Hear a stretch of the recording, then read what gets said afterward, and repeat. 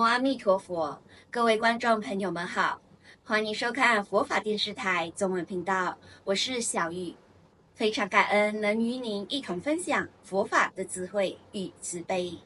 今天我们将探讨一些佛法的核心教义，希望能为您的生活带来启发与平静。请继续关注，让我们一起深入佛法的奥妙世界。今天我们有请观诚法师为我们开示心经的深意。观诚法师毕业于加拿大多伦多大学，获得经济学学士及工商管理硕士学位。1981年，观诚法师在加拿大温哥华创建了国际佛教观音寺，荣获加拿大政府颁发的第125届加拿大百年奖章。2009年及2013年，他在香港及温哥华分别成立了戒定慧讲堂及宝云禅寺、佛法讲经、放生扶贫。观诚法师在培养人才、促进东西方佛法交流及推动佛教社会文化有卓越的贡献。让我们一起来听观诚法师的开示。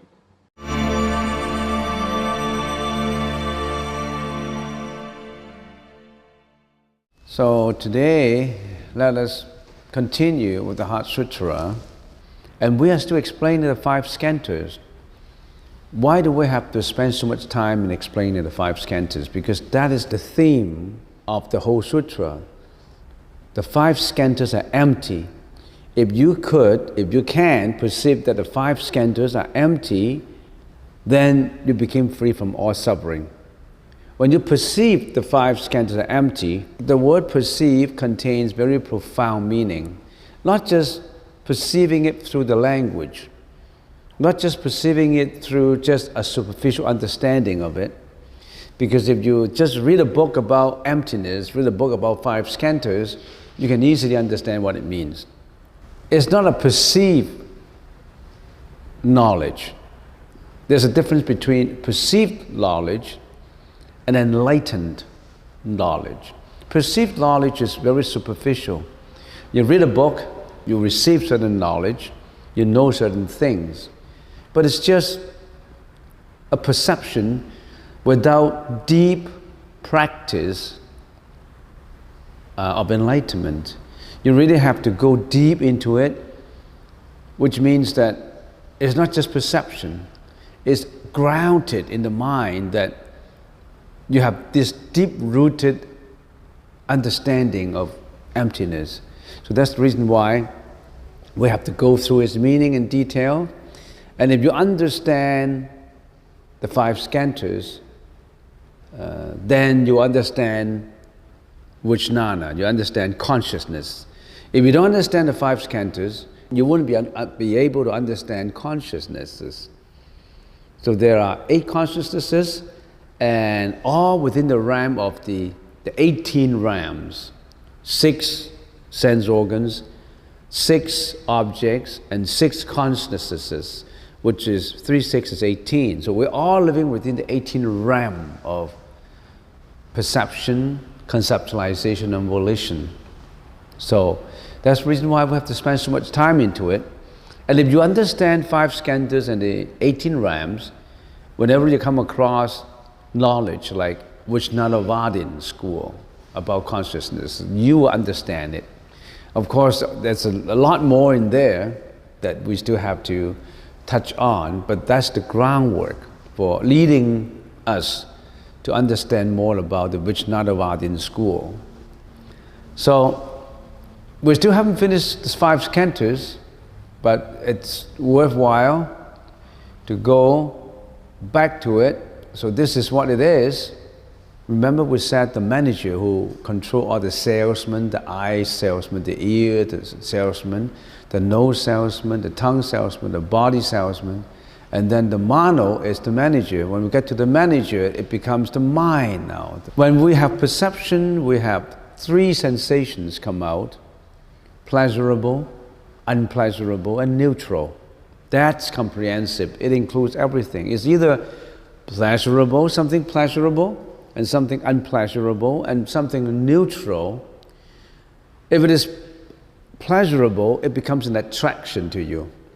If it is unpleasurable, it becomes a repulsion to you. If it is neutral, it doesn't create anything except that you stay in that mind of being not pleasurable and not unpleasurable, but you still attach to it.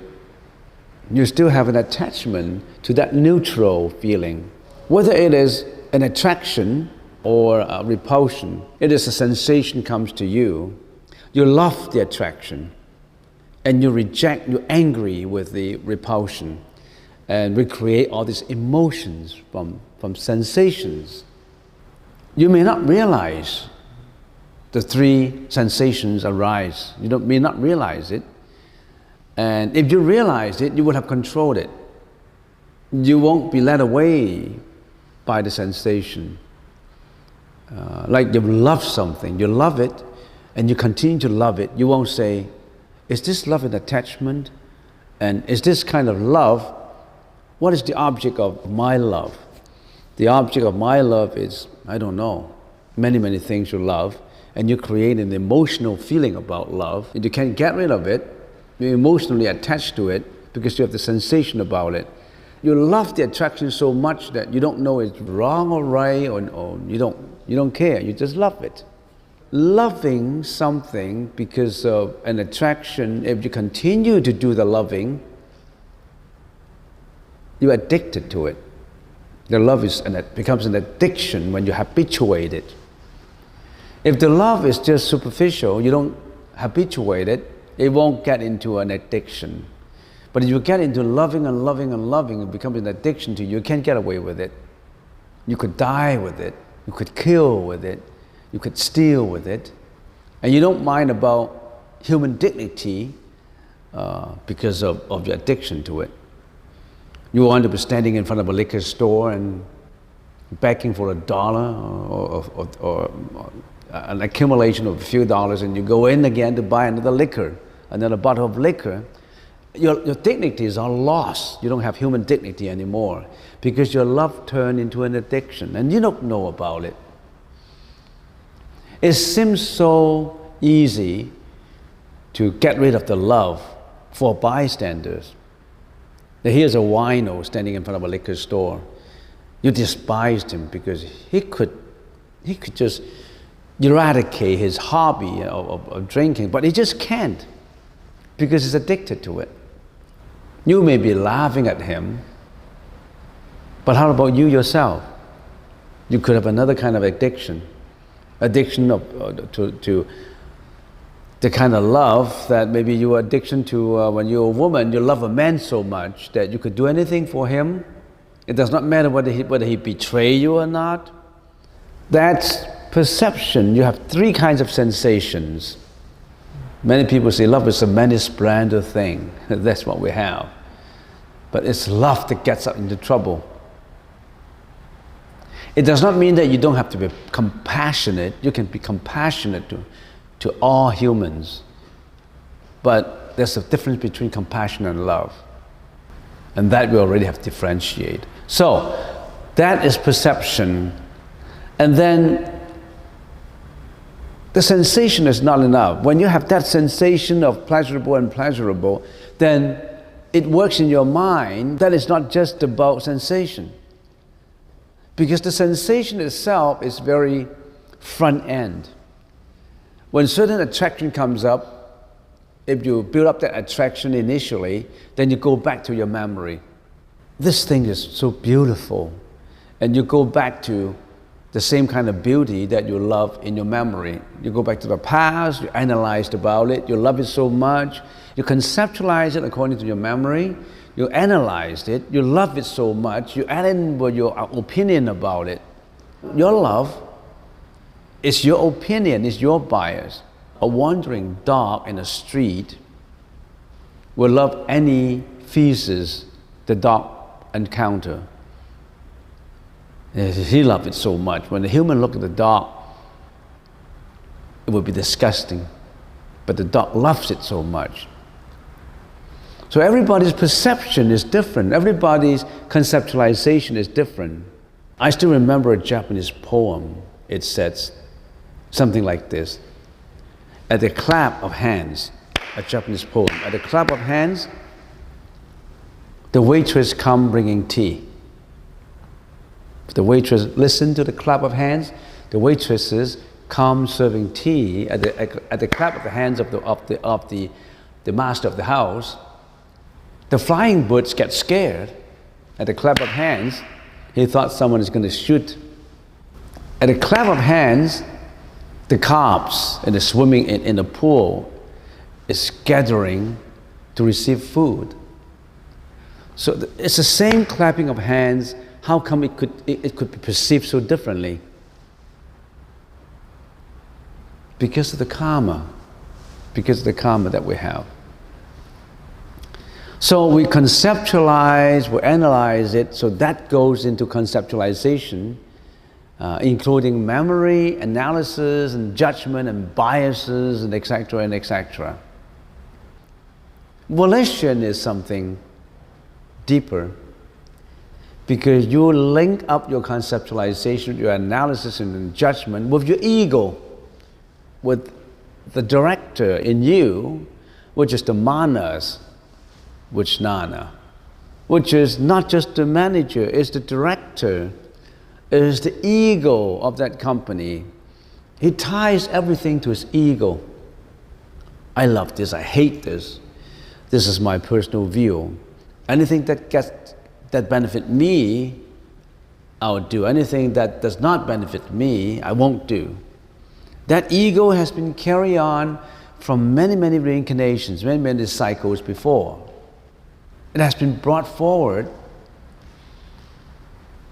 from one form to another, from one body to another, unendingly, up to now. And it's been built up with so much karma with it. That's the ego. Knowing all these things, then you know that it's the ego that gets us into trouble. Are you going to do something about your own ego? It's the ego that brought us suffering. It's the ego that gives us all these mental afflictions of jealousy, hatred, of love. You love your families, you love your son so much. You gave him all the love since baby, and now your son walked away from you. He didn't want to do university, he didn't want to go study, he just went away with his girlfriend, he just ignored you, and you love him so much, he didn't even listen to your phone call. Your heart is broken, you suffer. When you are nurturing, you have been nurturing your son, you are attached to it with so much emotional, egoistic feeling about it. You can't get rid of that feeling. When you analyze the 5 skandhas, you know that my body's form is because of different causes put together, and they're all impermanent. They all come from karmic interreaction. And the Buddha said, don't continue this life. Purify it, and you go into a very blissful environment where you don't have this egoistic feeling anymore, no more conceptualization and perception. You're in pure awareness. That pure awareness is something that you may call it Buddhahood. You may call it the true mind, the real mind. And that awareness may not be important to you right now until you suffer. When you suffer, you think about it. When you don't suffer, you don't think about it. It's just like every moment now, you don't appreciate your present moment. You don't know the importance of your present moment. Until one day, you discover something, you discover you're in suffering, and you started to think about, now I'm suffering, I'm suffering now, and I thought of those good moments that I didn't have this kind of suffering. When you are slowly losing something, you start to realize the treasure of it.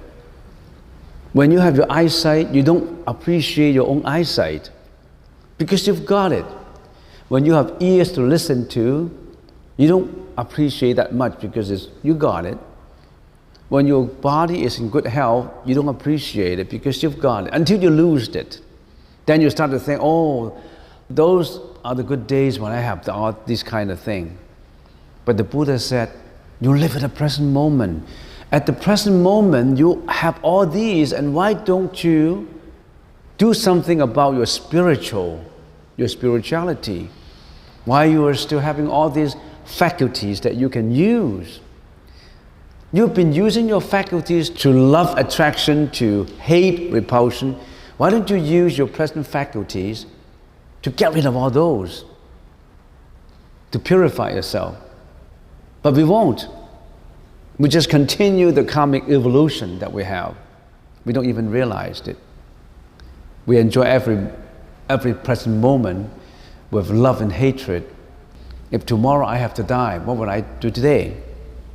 Some people say, I just wait here and have a good time, have a party and drink everything, eat everything, and then I died. Some people say that.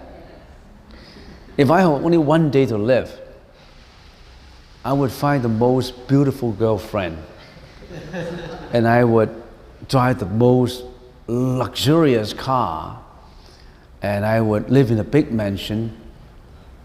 They are still looking for the egoistic attraction and repulsion. If I have one day to live, the first thing I do is, because that guy got me into trouble, got me into bankruptcy, I want to kill that guy before I leave this world. So we are living in a topsy-turvy thinking. Topsy-turvy? What should be the top? You say it is the bottom. You just think in the opposite way. We got lost already. So there's volition. The volition is getting more into the egoistic field now. The manas is always working with Mano, the manager. The director is always working with the manager. They're working for this karmic interaction, your mental level. And then Vijnana is the final level. What is this Vijnana? When you die, you carry all those actions and volitions and everything that you have done when you were alive, or everything in your previous life, into that memory, into the Vijnana. And that Vijnana is, of course, not visible. You would see it when you come to a level of enlightened perception. I see my own egoistic feeling. I'm going to stop it. In other words, at that time, you step back as a third person looking at your egoistic feeling. Because all egoistic feeling come in an instant, a fraction of a second. It's very easy. It's really easy to get that feeling from people. You talk to a person, I intend to find egoistic feeling of that person. You start to ask questions and you see what kind of answers. So at the juncture of death, your body is not surviving anymore. Mano, the manager, retired because there's no salesman to be supervised. There's no customers to attend to. Retire into the director's chamber, and the director's chambers retire into what? Into the alaya Vijnana, which is a conglomerate of what you have done, everything in your previous life, everything you have done, every thought, everything into that, which become an energy, if we want to call it an energy, a karmic energy. With that karmic energy, you're going to roll into your next life. This life you are John, the next life depends on what you have done. You may become a Jeanette, who knows? Could be a woman, could be a man. Mozart, at the age of 7 or 8, could compose music. He just remembered from previous life. He didn't learn it in this life. There are many, many examples like that. Why are there some prodigies like that, and why there are prodigies who are not like that? And somehow it's because of the karmic energy that happened in previous life, which reiterate into this life. Is the 5 skandhas the true identity, your true identity, or it is not your true identity? For an enlightened sentient being, the 5 skandhas is me. I'm nothing but a body and mind. But the Buddha said, no, that's not your true, real mind. That's just a fictitious force mind that you have. There's a difference between a force mind and a true mind. The six senses react to the six objects affecting the six consciousnesses, which is the 18 realms. We're all living in the 18 realm, which is impermanent, which has no essence. It exists for a short time, and it exists on causes. You don't have a real identity in your force mind. Your body, speech, and mind produces karma, and every karma, every karmic energy produced is not the real you. It's all causes put together. Karma is basis for life and death, the reincarnations. If detached from object, it has no substance. In other words, it does not have its own essence. Because you interact with objects, then you act accordingly. You don't have a self-identity. You don't have a true self. In the Sanskrit language, it's svabhava. When something has its own identity and essence and self, let me give you an example. Say with a gong, there's a gong in there. I hit the gong, or there's a wooden fish. I hit the wooden fish, the sound is produced. Does the wooden fish has its identity? Has its real essence? Has its real svabhava? I hit it because my hand is holding this wooden stick, and my hand is applied to it, and the wooden fish is there, and the fish is made as a musical instrument that is made in such a way that it's hollow inside. It's just been sitting there, and there's a lot of reason and causes put together that when I hit it, the sound is produced. So the production of the sound is based on all these causes put together, and not because of the wooden fish in there. It's not because of my hand. It's not because of anything. It's a lot of reasons put together for it to happen. That is svabhava, without its essence. If this wooden fish has its substance, it does not have to depend on my hand. It can produce its own sound. Then it has a substance. That's the definition of a substance, svabhava and asvabhava. It does not need any reason, any causes, any factors for the sound to happen. Then it has its own identity. But nothing in this world has its own identity. It's only based on causality. But everybody, me, you, we don't think it that way. We don't think about that way. I'm John, I'm Jack, this is my mom, this is my dad. Seldom people will say, this is my mom for this life. This is my dad for this life. No, they won't say that. Dependent on causation and characterized by duality and impermanence, every feeling seems to have two extremes, love and hatred, tall and short. You differentiate it. You're biased about it. It's living on a duality. But the Buddha said, this is not the real you. We've been living in this false you, fictitious you, and we don't realize it. And do you realize that you have the true you? And somebody call it eternity you. And somebody call it the God inside of me. Somebody call it the Buddha nature. It does not matter how you call it. We call it different names. But that is something, the real you, that is in you, that's been covered. And if you detach from objects, then it has substance. That real you is when you do not attach anymore. When your salesman, your eyes, your nose, your ears, and all this don't attach to outside anymore, when your manager don't attach to outside anymore, when you don't have that ego anymore, then that's the time when your alaya consciousness is all purified. That's the real eternity, that's the real you.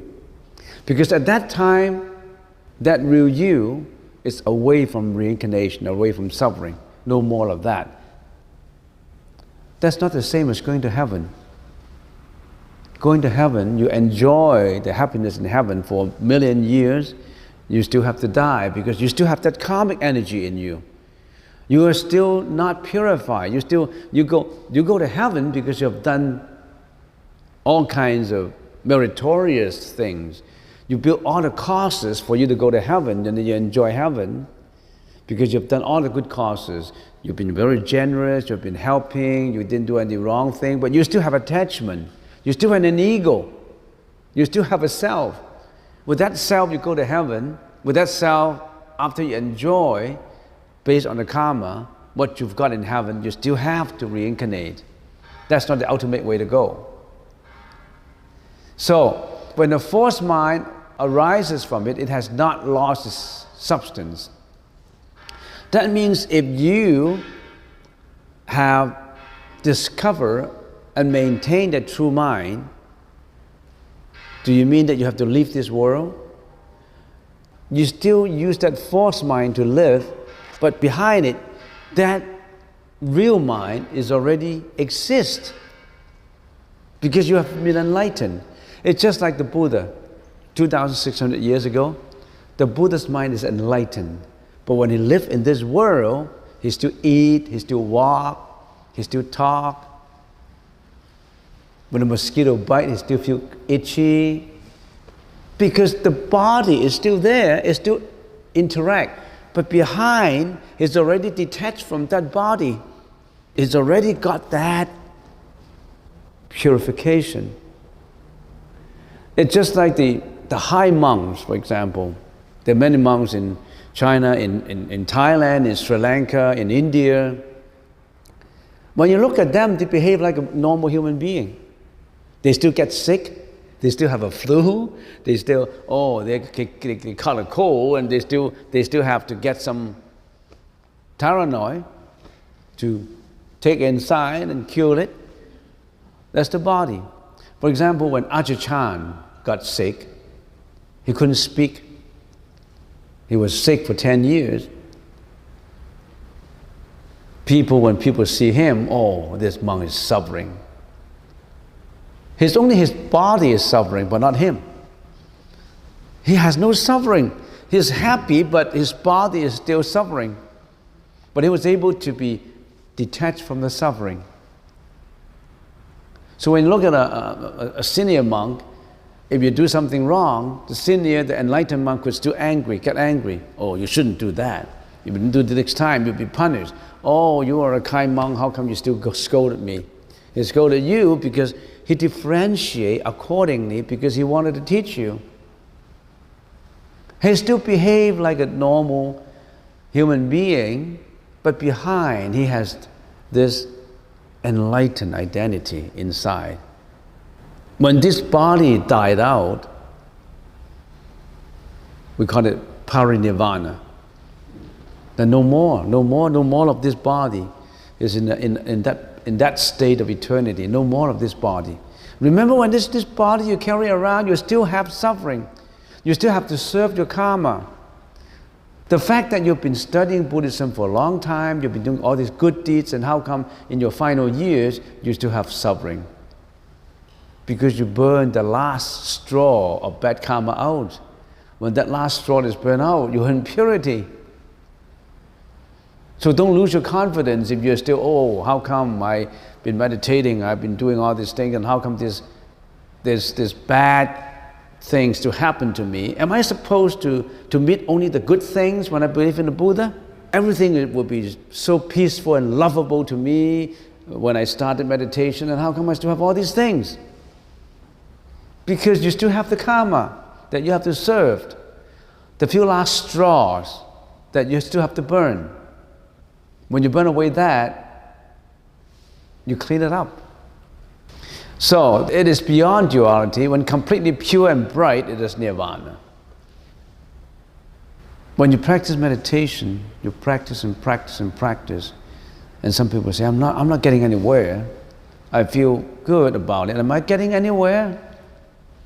You don't have to get anywhere. Why do you have to get anywhere? Your body is still there, you're still here. Why do you still have to get to somewhere that you love, you like? Why do you still want that kind of attraction? 接下来，让我们暂时放下纷扰，安住于宁静之中，随着一首悠扬的佛法梵音，让心灵沉淀，感受法音的清净与智慧。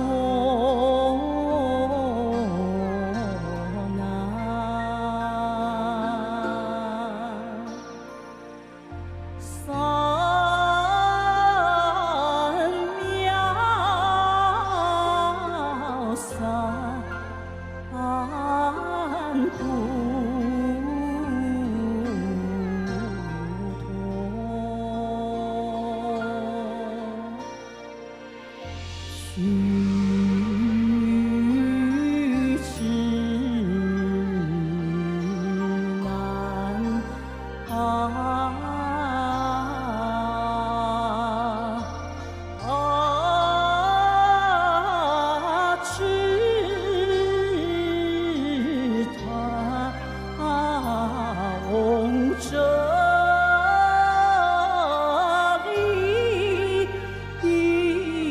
的主。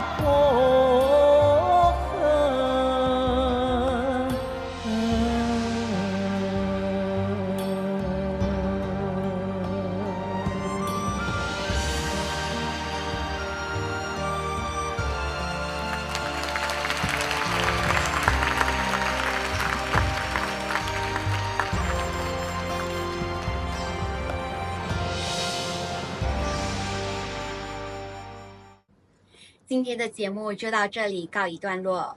若你有任何问题或宝贵建议，欢迎随时通过 info@buddhadharmatv.com 与我们联系。我们的团队致力于弘扬佛陀崇高、清净和深妙的佛法，以佛陀恒古不变的智慧，引领您踏上觉悟与修行的光明之路。感谢您的收看与陪伴，愿佛法的智慧为您带来平静与喜悦。我们下周同一时间再会。南无阿弥陀佛。阿弥陀佛。